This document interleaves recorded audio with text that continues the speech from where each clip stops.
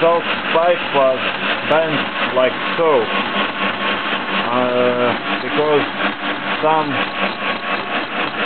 another workshop has weld over here.